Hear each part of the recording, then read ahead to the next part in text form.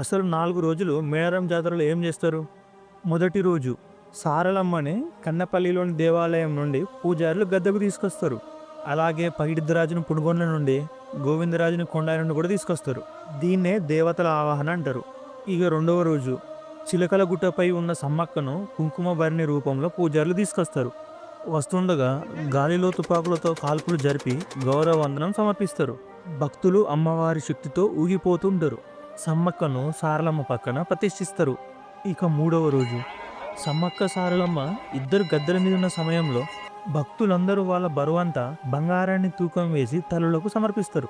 ఇక్కడ బంగారం అంటే బెల్లం. ఈ రోజు కొన్ని లక్షల భక్తులు తమ మొక్కులు చెల్లించుకోవడానికి వస్తారు.